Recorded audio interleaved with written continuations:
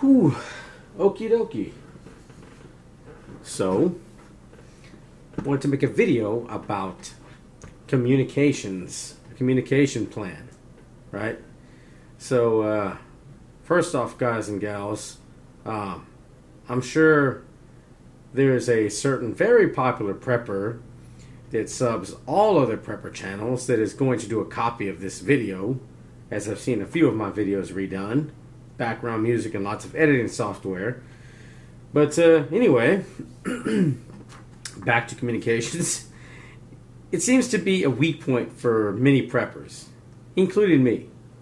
That's why many preppers simply buy a few long-range walkie-talkies, put them aside, and put it behind them.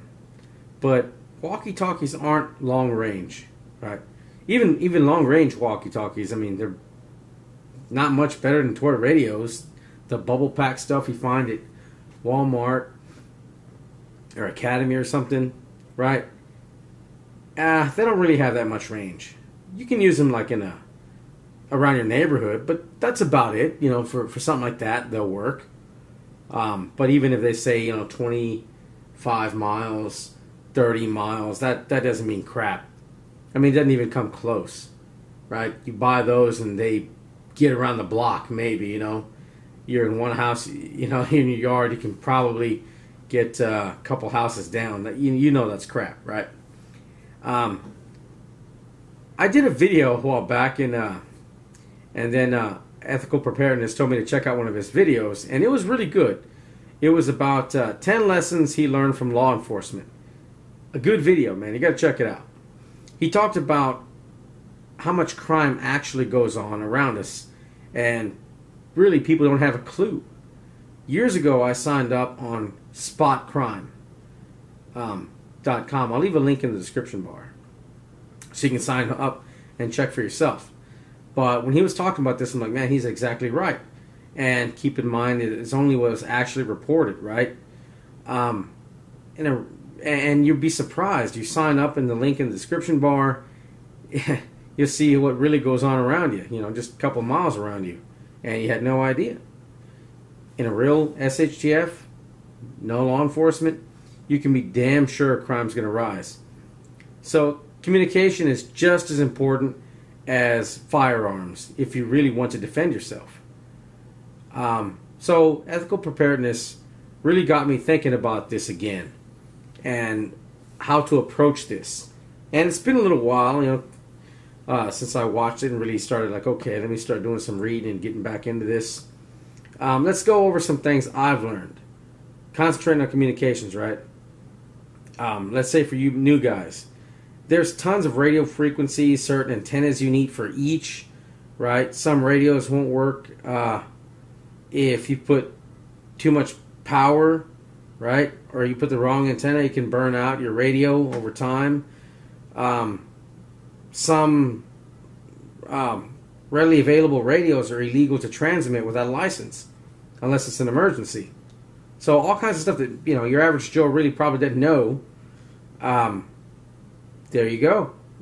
It's a lot to get into, and that's why a lot of people just simple long-range walkies, and that's it. Put it behind them. I want to go over what I've been working on. I've chosen some radios I've heard about for years. And I wanted to find something simple. You can train on it pretty quickly so you can train others. A way to have access to information to what's going on around you, right in your area and farther out. Ways to charge communications without power, right? Let's say the power goes out, right? You run out of batteries. And of course, let's say you're out in the middle of nowhere, you have to bug out, you have no choice. And then road's blocked, you have to leave your vehicle or something. You don't have your cigarette lighter is not going to work, right? Something you can just take with you. So I wanted a way to be able to charge and the best options. And I'm still putting this together. It's a combination. It's going to be a combination of handheld CB radios and handheld ham radios. Small protective cases to make sure they're in working order when you need them, right? If there's a flood or something and your radio's soaked, well then, hey man, you just wasted money on a radio, because when you need it, it's not there, right? I wanted to have a extra long antenna and a way to charge the batteries with solar power, right? Some popular radios like Baofeng, Wuxong, and Yaesu require a license to send a message, but not to listen. Because they are so popular and go so far, right? They're very popular. And in an emergency, you can transmit. If your life's in danger, that's the way you can use them. You can use them to save your life. But the problem is, the catch-22 is you have to be familiar with the radio in the first place, right? In an emergency, you don't need a license to use a ham radio, but you're not going to be familiar. You may not even know how to use it, right? It's got thousands of frequencies and lots of, many options. You wouldn't know how to do it when your life really depends on it. So I would recommend, what I'm probably going to do if I can't find somebody else to do it, is have to get my license. I think it'd be helpful. And I'm going to leave links in the description bar to links to take the test, the practice test, where you can take your license, where you can get the test for the license, and other helpful links to like your local fire department, how you can find the frequencies in your area, EMS, fire, stuff like that. And keep in mind the unofficial prepper channel would be channel 3, so that'd be a good one to look into. Now, keep in mind, there's going to be bad guys also listening for rich targets in an SHTF, right? So remember, I remember listening to this guy. They're talking about SETI, and they're saying, maybe one of the reasons we haven't heard anything out there all these years was a couple reasons. One guy said there's no one out there would be one. Number 2, they're using way more advanced technology and don't bother with us. Or 3, because it's dangerous, like a rabbit making a lot of noise in the wilderness filled with predators, right? So SHTF, if you're out there blabbing, talking, chit-chatting all the time, man, people were listening, right? Getting an idea of your numbers and stuff probably. You never know. So really all you want to do is listen, right? So that's what I'd say, even though you don't have your ham license, man, I would still buy a ham radio, right? And just learn program. You can just don't transmit. That's it. Learn the frequencies. Print out simple step-by-step, for somebody else to find it if need be. But it's better to train, man. Actually get your license and get familiar. Actually learn about this stuff, right? So the way I see it, ham radio is very complicated, right? Which antenna to use, which battery, So go something simple for like your group, right?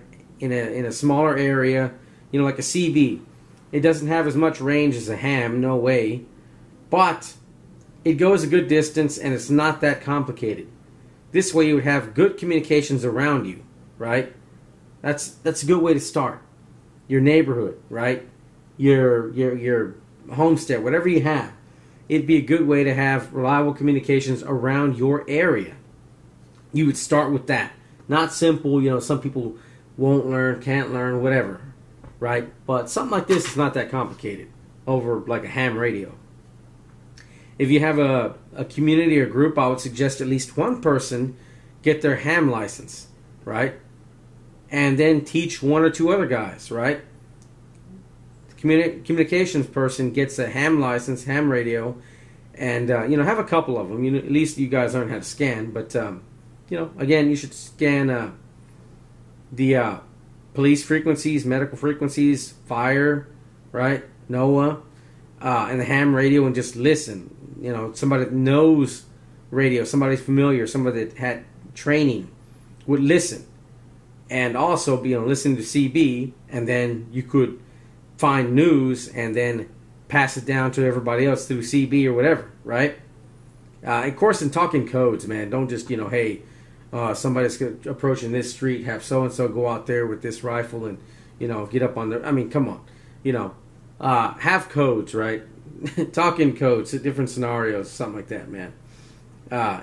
In that kind of thing for extra security. So come up with some lingo, and you can find stuff on YouTube for that. So the communication person would, of course, be listening to the ham. They would program all the frequencies into both radios, and then listen and then trickle that information down to everybody else with CBs, right? I'm leaving links to these Midland radios, and they're pretty cool because you can use them handheld, and then it's got an attachment that you can just plug them into your car, and use them just like a CB radio. Basic car CB radio, and take it off, put this on, you got handheld. So that's pretty cool. I'm going to leave a link in the description bar. Also with the Baofeng, which, they're popular because they're inexpensive. Keep in mind, they from my understanding, they barely meet the specs to qualify as GMRS, but they're not that expensive, so you can buy a few of these. And I would use them mainly as scanners, right? Just to listen into what's going on around you. For that, they're great, right? And they're cheap, so you can get, they're 25, 30 bucks. Somewhere around there. You can buy a couple of them, right? And not the best in the world, but at least just something to listen into. And a backup. There's also I'm going to leave in a link to an adapter that can be combined with it's a special Baofeng rechargeable battery pack, right? Because of course you're not going to be running on batteries. Let's say you have to plug out. Same thing. You have no choice. Just with what you can carry, you have to go. I always think worst case scenario. That way you'd be able to take rechargeable batteries with you. Now you're like, what the hell are you going to do with rechargeable batteries out in the middle of nowhere? Well, I'm going to leave a link also to a solar battery charger, right? And, I like the Yaesu, the TF60. That's pretty cool. I've been reading a lot of good things about that and just really looking into it. 200 bucks. If I do actually have to go and get my ham license, I'm going to put money into something like that. The only problem is I can't find a small portable way to recharge it without, I want a way to just pack it into a grab-and-go case. I don't want to have to rely on a car jack or the outlet from the wall, right? I want some sort of solar or crank way to charge the sucker up. So if you know of a way to do this, please leave it in the comment section, and I will add it in the description bar. I want to show you what I've got here real quick. So put this aside. This is basically what I'm working on. This is going to be the CB version, and I'm going to work on the ham. But basically, what we have here, we have another Midland CB, right? This guy, rechargeable batteries, and get some decent batteries, guys. Takes 8 chargeable batteries, right? So, I've got the radio, rechargeable batteries, and this is just, I keep the outlet charger, set up on my desk. But I have 2 of these. Each of these are the spring loaded. This will charge 4 AAA or AA or a combination of both. However, you can mix and match it. But up to 4. So it takes 8 rechargeable batteries to fill this sucker. Keep in mind also, rechargeables, it takes 8. Your standard battery takes 6 because rechargeables put out less power. So keep that in mind. But anyway, the way I see it, absolutely worst comes to worst, I can take those batteries, pack them in here, leave them out in the sun for a couple of hours, and I would charge that sucker up over and over and over. Got the antenna in here. I'm also getting a spare antenna, telescopic antenna, to have a backup and a little bit longer range. But that's basically the communication setup I have. I'm going to do the same thing with a couple of Baofengs, and I'll make a video on that later. But this is pretty much it, right? This is what I would have just in the trunk or something, and if I had to grab it and go, there you go, right? And again, I'm going to do the same thing with Baofeng. Same setup. So that's what I'm thinking. You got one guy on a ham radio getting information from the police, EMS, other people chattering and see what's going on. And then in turn, they feed the information down to people on CBs, which are easy to learn. You can train people on these things, very simple. You program channels, you have your own procedures, and also if you set something like this up, print out instructions, right? For maybe it's not you, maybe it's your family, right? So I'm in the process of that. Have, you know, what channels for what, and just basic how to scan, stuff like that. How long the batteries are going to take to charge. Just basic information, assuming it's not you and it's your family that actually gets the box and, you know, relies on it. Say, you know, God forbid something happens to you, your family still, you know, can communicate and get help. All right. Anyway, that's it for me, guys. Links are in the description bar for all this stuff. I'm not done yet, but that's my thoughts on the matter. Again, ham radio, get your license. It's worth it. Or at least get training. That way you know what you're doing with a ham radio. Or your communications guy, somebody would do that. Have a ham radio, listen to information, right, on the ham that comes from farther, and then relay it down to everybody else through simple to use CBs. They would work in the, you know, medium range, right, around your area at least, your neighborhood or your homestead or something like that. My thoughts on the matter. Anyway, that's it for me, guys. Y'all have a good one. I'm out.